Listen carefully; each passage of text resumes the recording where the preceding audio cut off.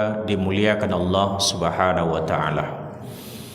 Bersyukur kepada Allah dengan ucapan alhamdulillah. Malam yang hujan ini kita dalam keadaan sehat walafiat, semangat dan istiqomah.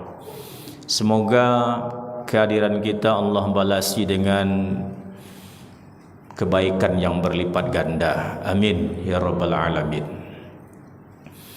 Salawat dan salam kepada Nabi Muhammad sallallahu alaihi wasallam. Allahumma salli ala sayyidina Muhammad wa ala ali sayyidina Muhammad, dan berkirim salam kepadanya. Assalamu alayka ya Rasulullah.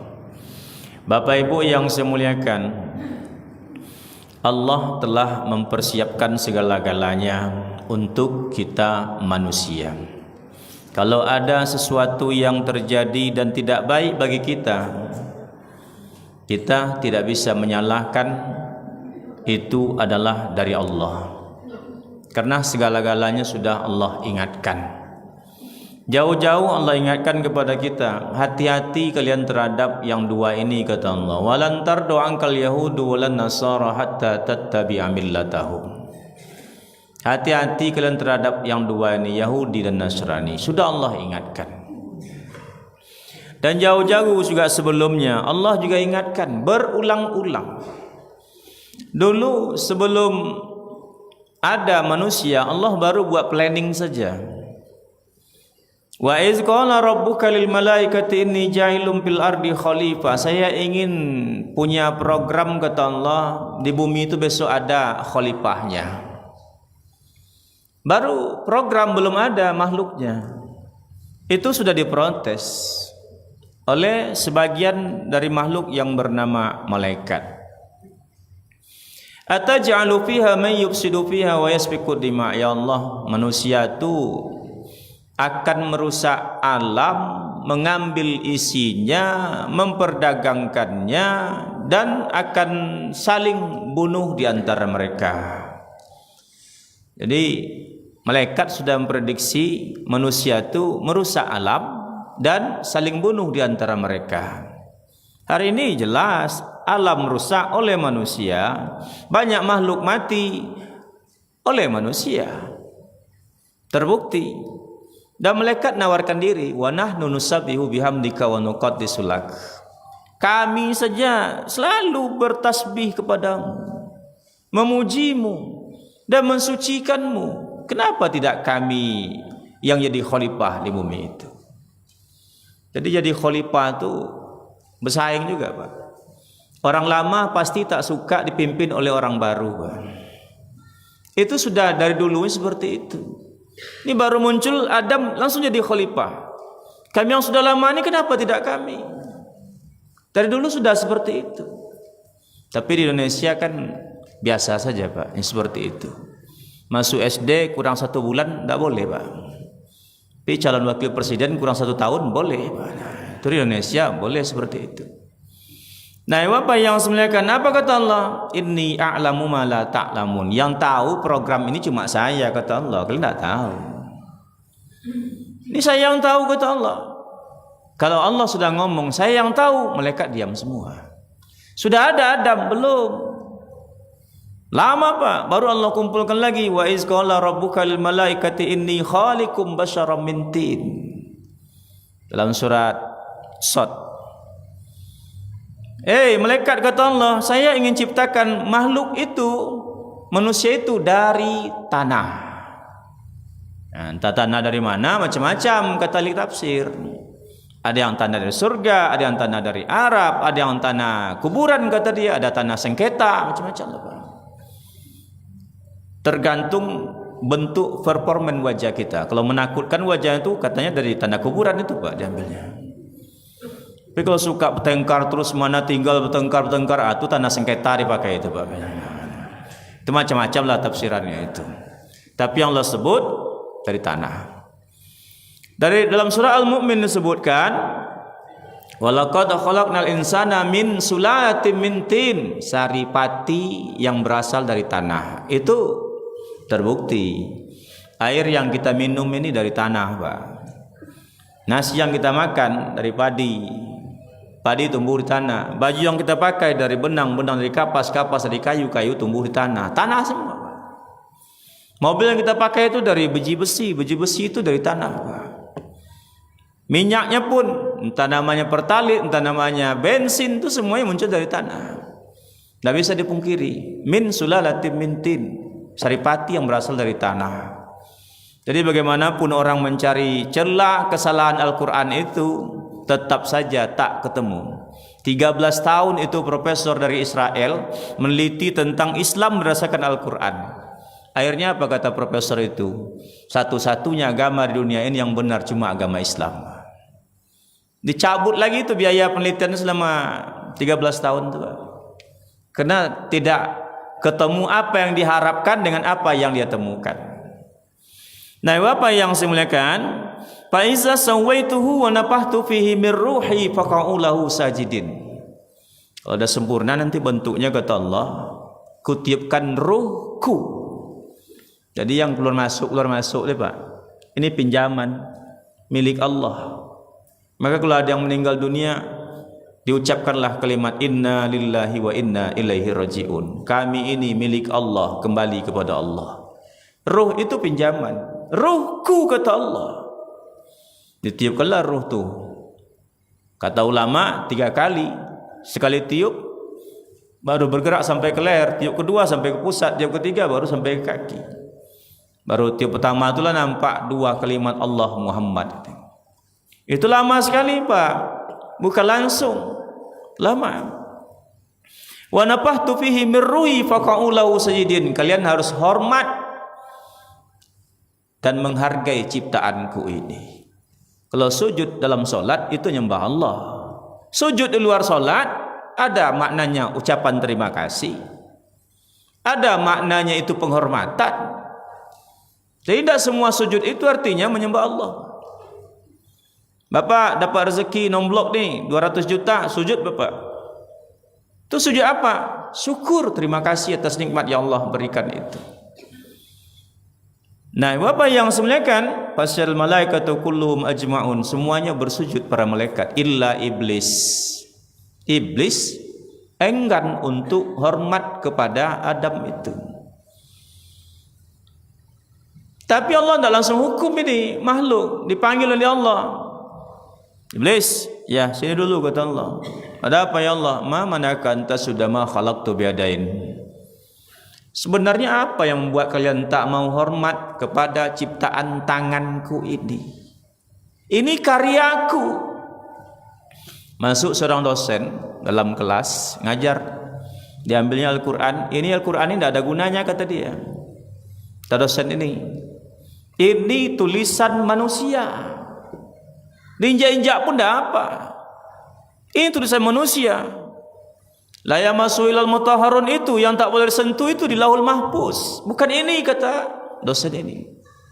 Lemparnya Al-Quran itu semua mahasiswa mengucap astagfirullahalazim. Tapi ada satu mahasiswa yang berani maju udah ke depan. Pak, ya sebenarnya materi perkuliahan kita hari ini apa Pak? Ya ini sudah ada makalahnya. Dilihatlah oleh mahasiswa tadi makalah ini. Dilempar oleh mahasiswa tadi, diinjaknya makalah itu. Mau ditinju oleh dosen tadi, mahasiswa. Kenapa Bapak marah? Ini kan cuma kertas, tulisan manusia. Saya lempar, saya injak, kenapa Bapak marah? Kata sang dosen, itu adalah isi otakku. Tapi saya kan tidak nginjak kepala Bapak.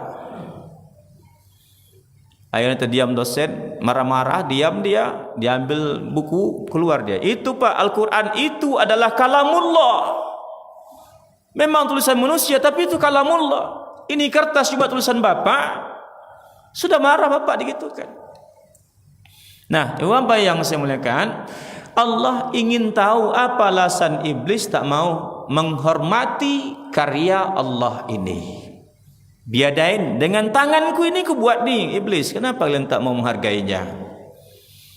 Nampaklah isi hati iblis yang sesungguhnya. Kata iblis, ana khairam minhu. Saya akan lebih baik daripada dia. Rupanya merasa lebih baik itu yang tak boleh. Merasa kita lebih hebat dari orang lain itu yang tak boleh. Khalaqtani min nar wa khalaqtu min tin. Aku diciptakan dari api, itu Adam kan dari tanah. Walaupun teliti oleh peneliti mana yang baik tanah daripada api, 10:1. Ternyata kebaikan tanah jauh lebih baik dari api, 10:1. Diteliti oleh orang secara ilmiah. Itu yang buat Allah marah, karena dia merasa. Kalau sudah merasa, maka muncullah sifat meremehkan. Itu sudah seperti itu. Maka ketika ada sahabat bertanya, ya Rasul, ma huwal kibru ya Rasul? Kibir itu apa ya Rasul? Sombong itu apa ya Rasul? Kata Rasul, bataral haqqu wa amtannasu. Menolak kebenaran, anggap remeh terhadap orang lain. Itu Pak. Itu yang sombong, kata Rasul itu. Kalau ada bapak ibu tidur waktu saya ceramah, apakah anggap remeh, sombong tuh Ustaz? Belum tentu Pak. Karena itu ada rasa dalam hati. Kadang karena enak ceramah kita langsung tidur Bapak. Kan hari Jumat sering seperti itu. Ada mandi mau berangkat ke masjid, di rumah aja tidak tidur-tidur Pak. Walaupun tempat tidurnya itu bertingkat-tingkat, sepiring bed namanya Pak, tidak bisa tidur. Tapi begitu duduk depan mimbar, khatib mulai naik mimbar, Assalamualaikum warahmatullahi wabarakatuh, kata khatib. Waalaikumsalam. Itu begitu tenangnya dia di dalam masjid. Jadi apakah sombong tu Ustaz? Tidak. Belum tentu. Nah, apa yang saya muliakan? Kata Allah, "Fakhruj minka fa innaka rajim." Keluar kau dari surga, kau terkutuk menjadi penduduk neraka. Kutukan Pak dengan hukuman itu beda. Kalau kutukan sudah terjadi, tidak bisa dibalikkan lagi. Kukutuk kau jadi monyet, tidak balik lagi Pak. Terkutuk kau nak jadi kambing, tidak balik lagi. Allah kutuk iblis jadi penduduk neraka, dan iblis paham betul dengan itu. Makanya dia tidak bisa lagi, ya Allah kembalikan ke surga. Tak ada. Ada ulama menulis sebuah buku judulnya Iblis Pun Ingin Kembali ke Surga. Ketika Nabi Nuh membawa umatnya naik kapal, ada satu bapak di sudut kapal yang tidak dikenali oleh Nabi Nuh. Datang Nabi Nuh, bapak siapa? Saya kan umat engkau. Saya tak pernah melihat bapak selama ini. Sebenarnya bapak siapa? Jujur aja lah Pak. Dijawab, saya iblis. Ngapain ke sini?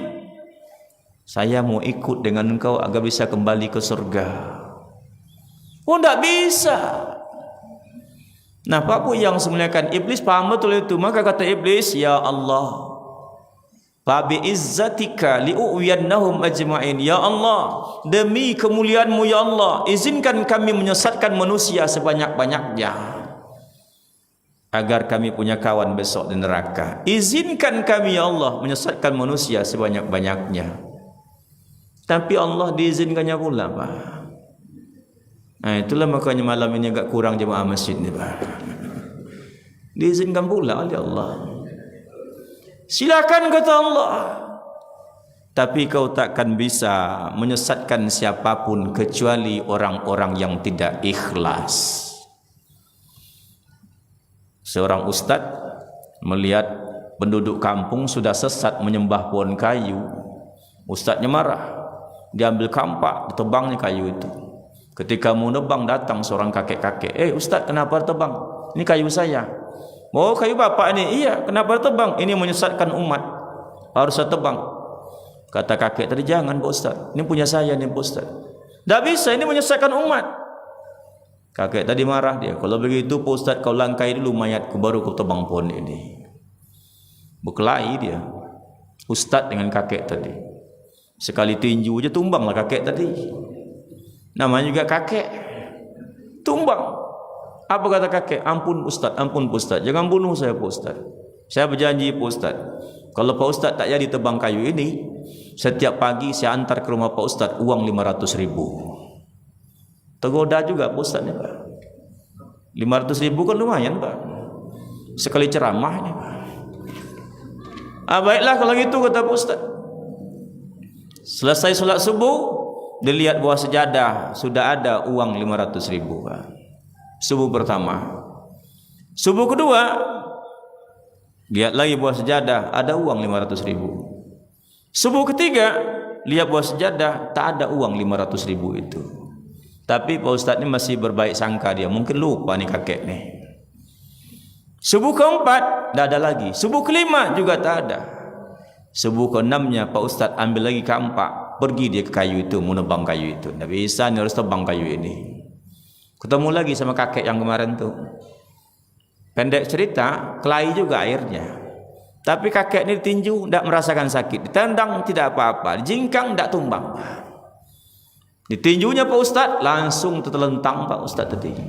Diinjak dada Pak Ustaz. Apa kata Pak Ustaz? Ampun tu, ampun kek, jangan bunuh saya. Tidak, saya tak bunuh, tapi jangan lagi bertang. Iya, saya tak tebang lagi. Tapi saya ada pertanyaan, kata Ustaz. Tanya apa? Kemarin waktu kita kelahi kemarin, sekali saya pukul, kakek tumbang. Hari ini dah 3 kali saya pukul, kakek tak merasakan apa-apa. Apa jawab kakek tadi? Ustaz, subuh yang itu tu, Ustaz mau nebang kayu ni ikhlas karena Allah. Tapi Ustaz mau nebang kayu pagi ini bukan ikhlas karena Allah, kerana tak dapat duit 500.000 setiap paginya. Maka hilang kekuatan. Tak ada kekuatan orang yang tidak ikhlas. Maka kata Allah, kau iblis tak akan bisa menyesatkan siapapun kecuali orang-orang yang tidak ikhlas. Ikhlas itu berat. Berat ikhlas itu. Satu-satunya surat yang tidak ada bacaan suratnya itulah surat Al-Ikhlas. Kalau baca surah Al-Ma'un ada ma'unnya. Baca An-Nas ada baca An-Nasnya. Al-Falaq ada baca Falaqnya. Al-Kausar ada baca Kausarnya. Tapi Al-Ikhlas tidak ada baca Ikhlasnya. Jauh dalam ikhlas itu. Nah, Bapak Ibu yang saya muliakan, melihat gelagat ini, Allah langsung ingatkan Adam. Adam, kata Allah, faqulna ya Adam, wahai Adam, inna haza aduwwul laka wa li zaujika wala yahurujannakuma minal jannati fatashqa. Kata Allah, hei Adam, ini syaitan adalah musuh bagimu dan musuh bagi istrimu. Jangan sampai kalian berdua dikeluarkan dari surga, karena kalian besok pasti menderita. Diingatkan Pak, supaya apa? Ketika terjadi kesalahan, jangan disalahkan Allah. Sudah Allah ingatkan. Jangan sampai kalian dikeluarkan dari surga ini, besok kalian pasti menderita. Akhirnya terbukti Pak. Begitu sampai keluar dari surga, mulai air minum banyak, tapi tidak seperti minum di surga.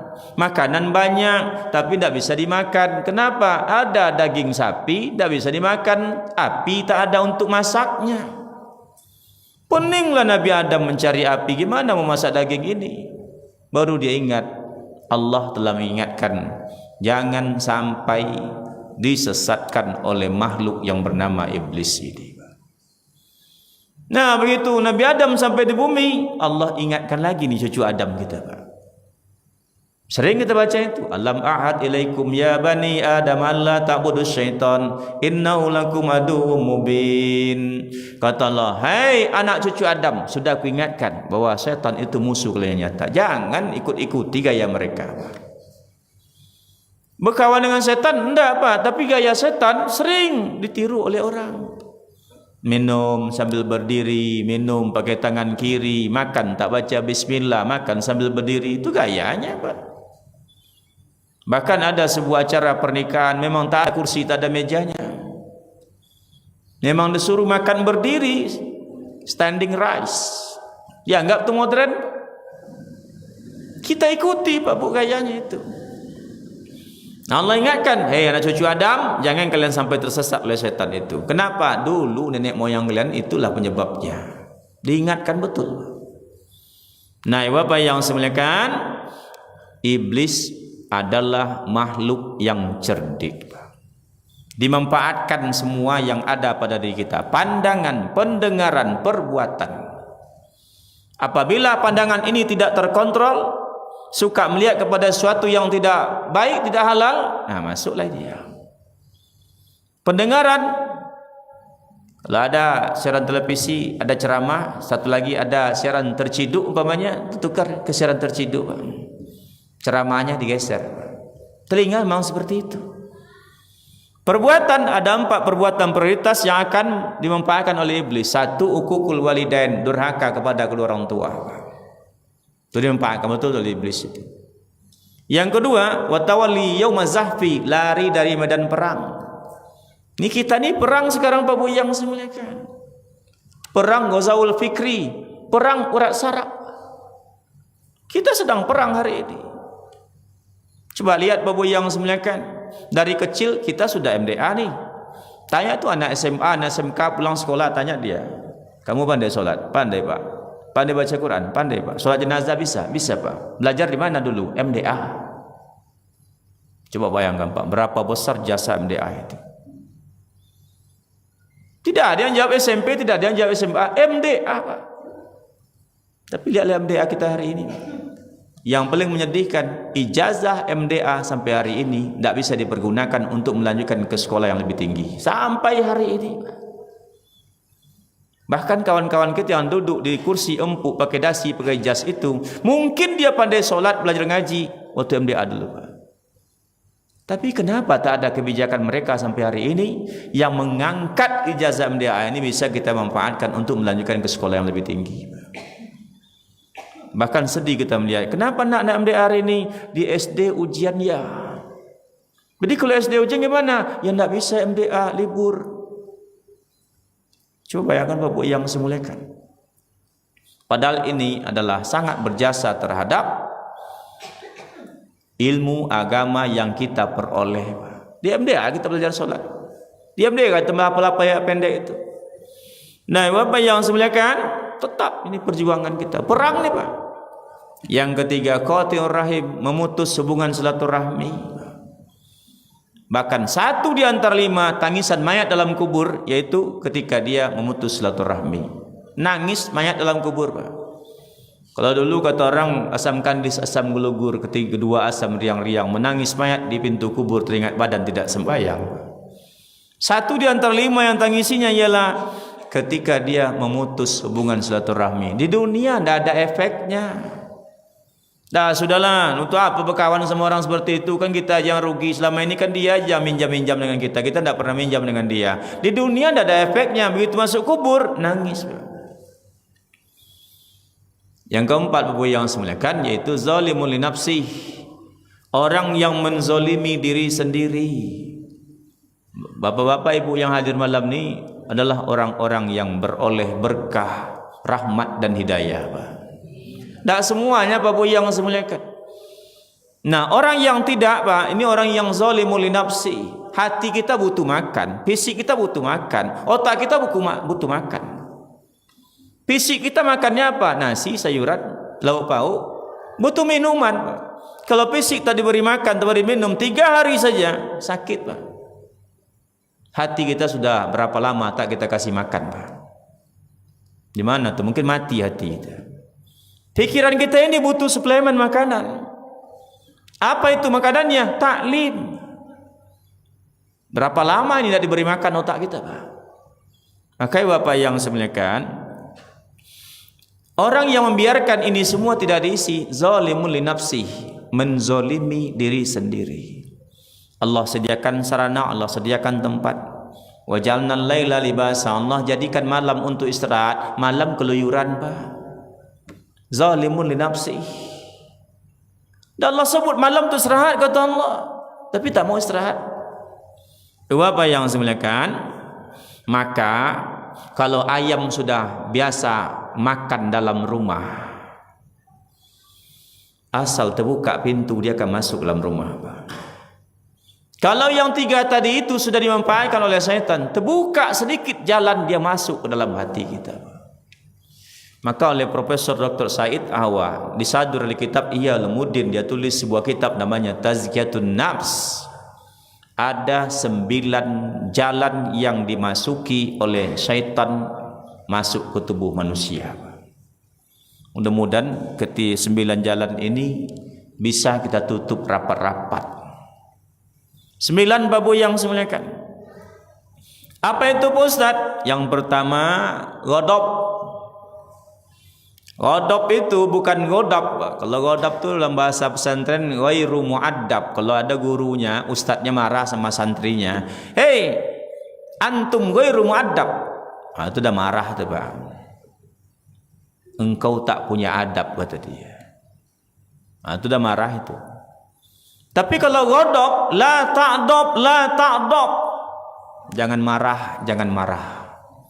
Emosi wal kaziminul ghaiza, orang yang tak mampu mengendalikan emosinya, marah, jalan setan untuk masuk ke tubuh kita. Laisa sadidu bisyur'ati walakin as-sadida allazi yamliku nafsahu indal ghadabi.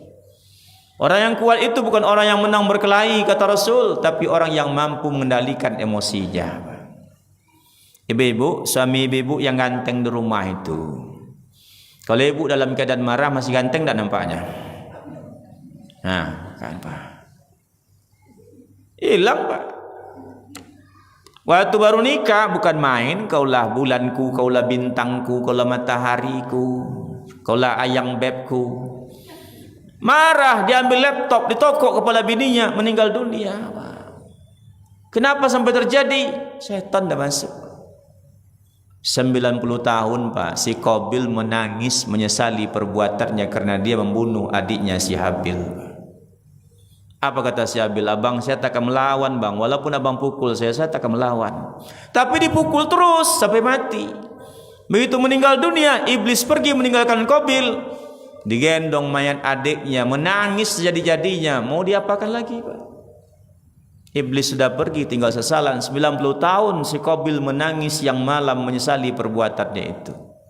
Hidup lagi si Habil, enggak. Kenapa menyesal? Iblis sudah meninggalkan dirinya. Anak kita mungkin ada yang nakal, kita pukul, kita cubit, menangis dia. Tapi kita tidak berhenti mukulnya, kita pukul terus.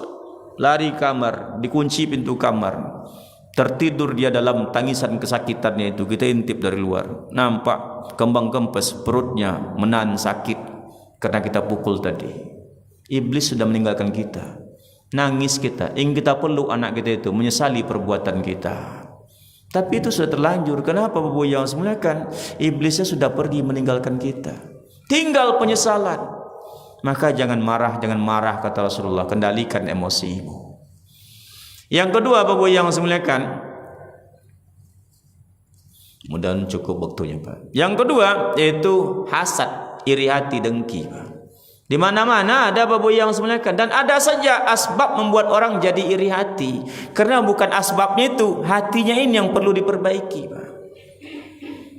Kalau ada ustaz ceramahnya keras, apa kata? Oh kareh ceramah Pak Ustaz. Bukan ceramah Pak Ustaz yang kareh, hati kita tuh yang keras Pak. Bukan ceramah Pak Ustaznya. Makanya Bapak yang semuliakan, apa saja yang terlihat lebih dari dia, dia tak akan bahagia melihat kawannya bahagia itu. Dia susah. Ada kawan nanti pakai jilbab baru, pergi ke majlis taklim atau arisan, sibuk menceritakan itu Pak. Tuh coba lihat tuh. Yang mana? Yang tadi itu.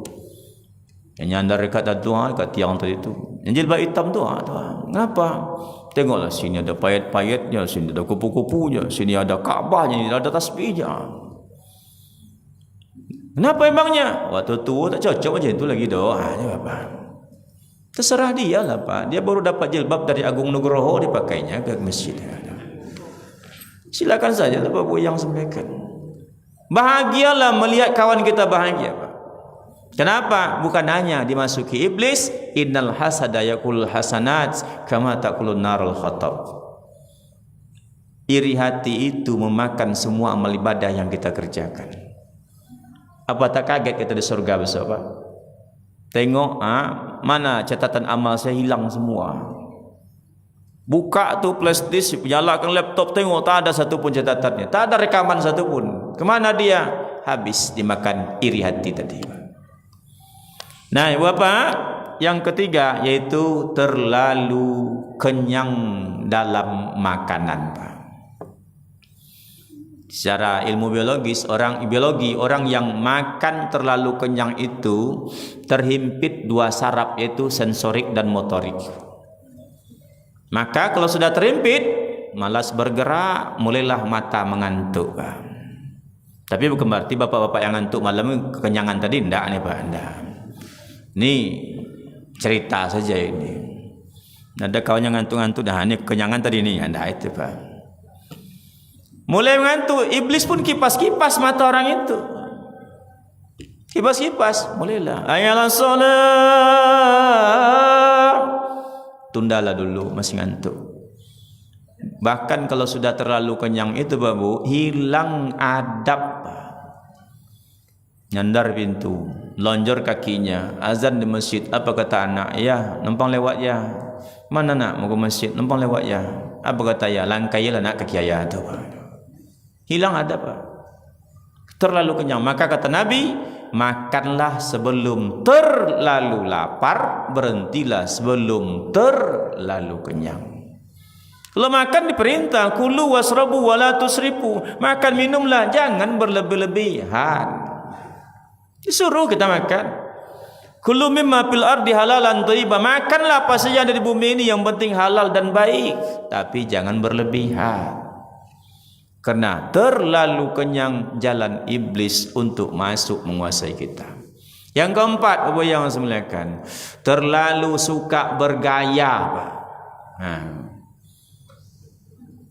Nah ini di zaman di dunia konoha itu ibu-ibu sinda terlalu suka bergaya. Di lemari kaca tuh besar dalam kamar 3 kali muter itu Pak. Belum puas diambil pula kaca kecil. Tengok pula ada pintu tu. Keluar dari rumah nampak pula kaca jendela, ngaca pula sikit jendela tu Pak. Mau masuk mobil, tarik pula kaca mobil sikit tu. Kadang di mobil orang pula ngaca-ngaca itu. Orang nengok pula dari dalam ke dia. Enggak boleh ibu tu gini-gini. Siap makan, krisik, keluar pula kaca kecil dari tas, tengok pula Pak. Habis waktu Pak. Itu aja terus kurang. Dah itu terus Pak. Nah Bapak, belum lagi yang bapak-bapak terlalu suka menghias rumah. Nabi Sulaiman alaihissalam ketika dia punya kuda yang sangat cantik, masuk waktu solat sibuk saja dia. Akhirnya apa? Kuda itu diwakafkan Pak. Umar bin Khattab masuk waktu asar, sibuk di kebun kurmanya, terlambat solat berjemaah, kebun kurma itu diwakafkan Pak. Nah, akhirnya apa kata Nabi Sulaiman? Inna hadza min fadli rabbi liyabluwani ashkuru am akfuru. Tuhanku mengujiku apakah aku bersyukur atau ingkar terhadap nikmatnya itu. Yang kelima, apa yang semuliakan, jalan iblis menguasai kita, penjilat. Ini bahaya Pak. Penjilat itu bermuka 1000 Pak. Bukan bermuka 2, 1000 mukanya. Ngomong ke atas lain, ngomong ke bawah lain, menjilat sampai keluar air ludah, menginjak sampai mati Pak. Itu penjilat, hati-hati Pak. Ingat dulu, Sultan Hasanuddin ditangkap Belanda. Kenapa? Apakah Belanda hebat? Tidak, ada penjilat Pak. Pangeran Diponegoro tangkap Belanda. Kenapa? Apa Belanda hebat? Tidak, karena ada penjilat Pak. Nah Bapak Ibu yang saya muliakan, oleh sebab itu dalam Islam penjilat itu dia punya ide-ide kreatif, ngomong yang berbagai macam cara, itu adalah hasutan dari iblis yang menguasainya itu. Yang keenam Bapak yang semuliakan, yaitu tergesa-gesa, terburu-buru. Dalam Islam tidak boleh ada yang buru-buru Pak. Iqamat sudah dikumandangkan di masjid. Allahu Akbar, syada la ilaha illallah. Lewat sahabat laju jalannya. Rasulullah, ngapain buru-buru kalian jalannya? Itu ya Rasulullah, dah qomat tu. Tenang saja jalannya tu, kata Rasulullah. Ambillah apa bagian yang bisa dari solat itu yang kalian ambil. Artinya sampai nanti rakaat ketiga, yang ketiga itu diambil. Ambil yang bisa, kata Rasulullah. Jangan terburu-buru. Nah, iya Pak, selesai solat, waktu solat sampai selesai solat, Nabi tak pernah buru-buru. Yang Nabi suruh ringankan. Bukan suruh Nabi buru-buru, ndak, ringankan. Maknanya apa? Baca ayat yang pendek-pendek saja yang bisa dimengerti oleh jemaah. Nabi tidak suruh buru-buru. Nah, secara ilmu tasawuf, orang yang solatnya buru-buru, dia tidak paham bahwa dia sedang bercakap-cakap dengan Allah Subhanahu wa Ta'ala.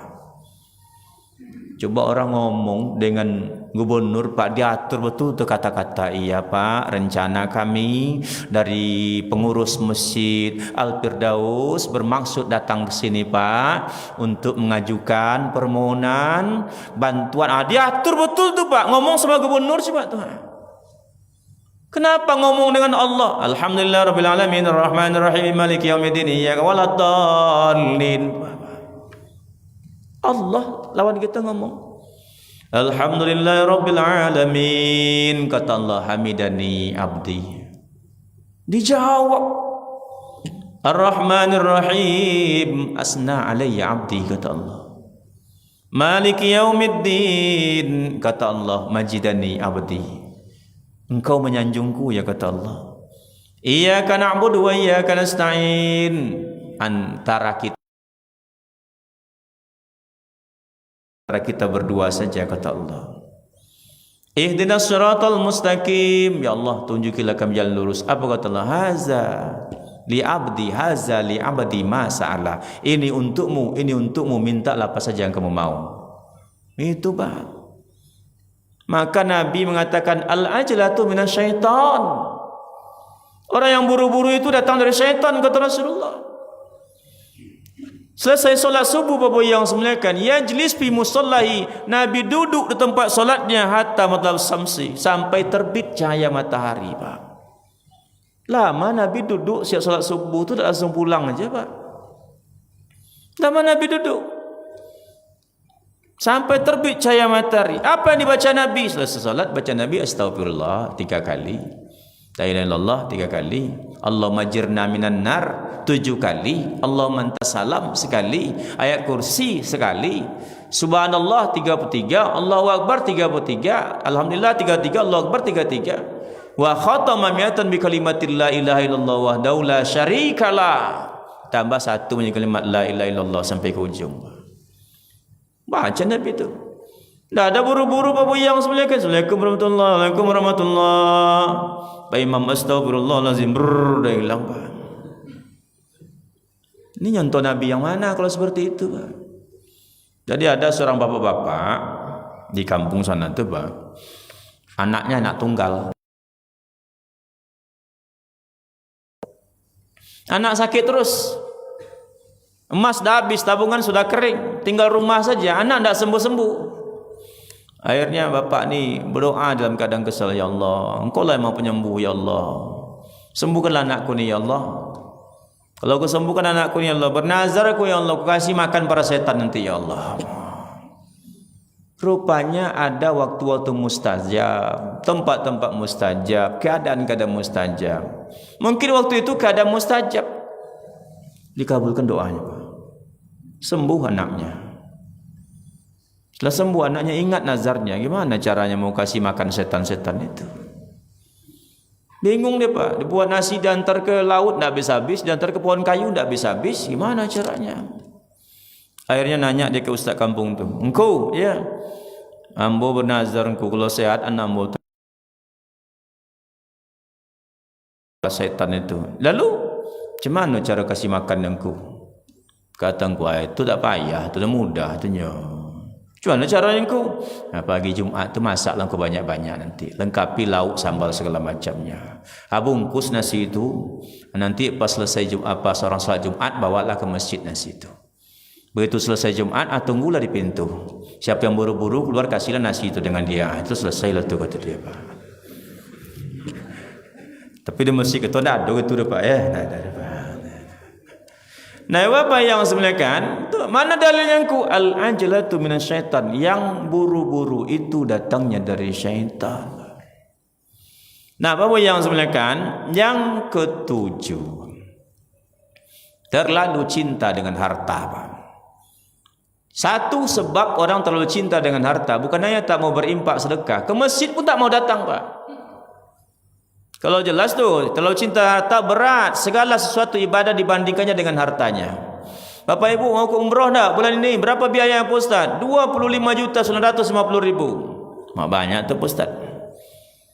Yang apa Pak Ustaz? Gimana yang dekat hotelnya? 33 juta. Oi, bisa beli NMAX satu tu Ustaz. Orang yang terlalu cinta harta selalu ibadah tu dibanding-banding dengan harta, Pak. Berat gitu ibadah. Bahkan ke masjid tu susah. Kenapa? Ada ndak yang jaga rumah? Kenapa? Ayah mau ke masjid ni. Ada ndak di rumah ni? Ndak ada ya, kami mau keluar ni ya. Kalau gitu ayah tak ke masjid ada. Pergi aja lah ya, tinggal rumah ni. Tak bisa nak tu yang bawa bantal tu banyak tu. Ada harta di bawah bantal tu Pak. Kerana takut nanti entah kemana-mana harta ni, berani dia tak pergi ke masjid demi harta itu Pak. Habis tu Pak waktunya. Yang ke-8 Bapak yang semuliakan, bakhil, kikir, bin, kedekut alias SPK Pak. Bakhil tu bukhul Pak asal katanya. Kalau saya contoh gini ya. Dalam ini harta tu Pak. Gimana mengeluarkan tu? Itu yang bakhil itu. Kikir bahasa Indonesianya. Kedekut kata orang Melayu Pak. SPK kata orang Pekanbaru. Sampili karyang bahasa Jawanya. Itu bahaya tu Pak. 9 Bapak yang semuliakan, biar selesai. Yaitu terlalu fanatik dengan kalau sesuatu itu tidak prinsipil Pak, mau diamalkan amalkan saja. Tapi jangan pernah menganggap orang berbeda dengan kita adalah keliru atau salah. Silakan saja Pak. Kenapa demikian? Islam tidak menyuruh kita itu berpikir kaku. Wawasan kecil dan pendek sekali. Bahkan Nabi mengatakan man mata wa bari'un min salas dakhal jannah. 3 kelompok manusia yang mati banyak amalnya, haji, umrah, sedekah, bangun masjid, bangun MDA, tapi dia terhalang masuk surga. Apa sebabnya? Al-wulu, fanatik buta. Ini panjang Pak riwayatnya. Ali meninggal terkapar di mihrab masjid, dibacok oleh seorang sahabat yang bernama Abdurrahman bin Muljam At-Tamimi. Siapa ni Abdurrahman? Hafiz Quran, hafiz hadis, sahabat Nabi juga. Kenapa dia bunuh? Terlalu fanatik dengan kelompoknya Khawarij ketika itu. Maka kalau berbeda, amalkan saja. Jangan pernah menyalahkan orang yang berbeda dengan kita. Selesai urusan Pak. Kalau bapak pergi takziah, pergilah takziah. Yang lain baca Yasin, bapak tak baca Yasin, tidak ada masalah. Selama satu orang ini tidak menyalahkan yang lain, atau yang lain menyalahkan satu orang ini. Ini tidak prinsipil Pak. Yang ke-10, berdebat dengan orang yang tidak berilmu. Tak selamanya Pak Bu orang ngajak kita berdebat tu layani Pak. Sakit hati nanti. Kakak bayar kakek, atuk nenek punya cucu. Apa kata cucu? Tuk, bulan kan lebih besar daripada bintang. Kata atuk, enggak nak. Bintang tu jauh lebih besar daripada bulan, cuma tempatnya lebih jauh. Oh enggak lah, kan bulan lebih besar tutuk nampak tu ha. Enggak, kata datuk. Apa kata cucu? Bongak datuk ni katanya. Akan sakit hati kita Pak. Tak selamanya harus berdebat. Kata anak yang ranking 36 di satu kelas, isinya 36. Apa kata ranking 36 Pak? Ya, 7 kali 3 kan 27 kan Pak. Saya bilang ranking 36 Pak, dari jumlah 36. Ngomongnya ranking 1 21 kan Pak. Iya. Ngomong lagi yang si bodoh tadi 27 kan Pak. Ngomong lagi si pintar tadi 21 kan Pak. Iya. Ngomong lagi si bodoh 27 kan Pak. Ngomong lagi si pintar tadi 21 kan Pak. Saya ambil roll, saya pukul dia. Tak. Kok saya dipukul Pak? Kan saya yang benar. Apa saya bilang? La jole bongak lawan juga jatuh. Tidak selamanya Pak. Nabi juga seperti itu. Tidak semuanya layani Rasulullah. Ya Rasul, Allah itu di mana? Di atas. Selesai Pak. Dia tahu Rasul ini yang bertanya itu siapa. Yang terakhir Pak, yang ke-11 terakhir. Berburuk sangka terhadap sesama Islam. Tidak boleh Pak. Siapa nutupi aib saudaranya di dunia, maka Allah akan tutup aibnya besok di yaumil akhir. Kalau di usia-usia kita ni kan dah baik-baik kita sekarang ni Bu. Dan nutup aurat kita, rajin ke masjid. Dulu waktu muda-muda dulu ibu main poli pakai rok pendek gimana dulu tu Bu? Kalau sempat diputar Allah besok di akhirat, tak ditutup aib itu gimana? Kan malu kita. Fa ammal ladzina biyaddat wujuhum fa fi rahmatillah hum fiha khalidun. Ada orang yang wajahnya berseri-seri. Kenapa? Aibnya Allah tutup, Allah beri dia rahmat, berseri wajahnya. Maka oleh sebab itu Bapak yang saya muliakan, jangan pernah kita berburuk sangka terhadap sesama orang Islam. Ini saja Pak kajian kita pada malam hari ini. Mudah-mudahan apa yang Allah ingatkan kepada kita, satu, hati-hati dengan ini kata Allah. Yang kedua, selalu hati-hati dengan bujuk rayuan syaitan yang tak pernah menyerah sampai dunia kiamat. Subhanaka Allahumma wa bihamdika asyhadu an la ilaha illa anta astaghfiruka wa atubu ilaik. Walhamdulillahirabbil alamin. Wassalamualaikum warahmatullahi wabarakatuh.